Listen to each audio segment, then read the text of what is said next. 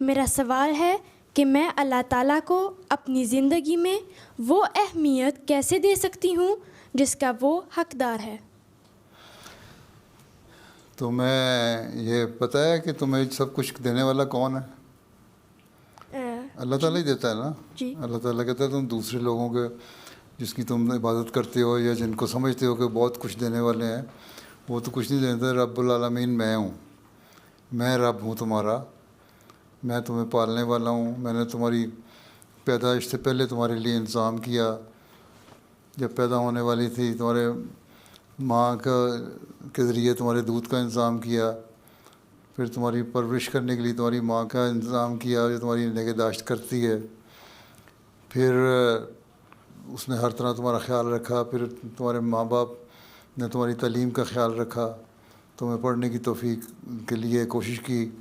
اس سے اللہ تعالیٰ نے تمہیں پڑھنے کی توفیق دی. تو یہ چیزیں یاد رکھو تو تمہیں پتہ لگے گا کہ اللہ تعالیٰ رب ہے، پالنے والا ہے. اور رب ہے تو اس کا میں شکر گزار بنوں. جو اللہ تعالیٰ کی شکر گزاری ہے وہی عبادت ہے. جو وہ شکر گزاری کرو گی تو اللہ میاں نے کہا اچھا میری شکر گزاری کرنی ہے تم نے، تو میں تمہیں طریقہ بتاتا ہوں کیا کرو. تم یوں کرو کہ 5 وقت نمازیں پڑھا کرو، ٹھیک ہے.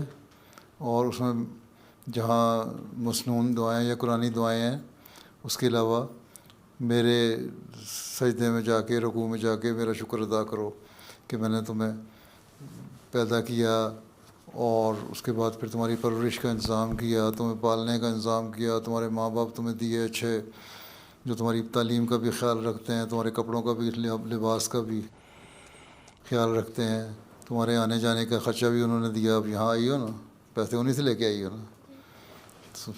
تو اس طرح پھر اللہ کا شکر ادا کرو.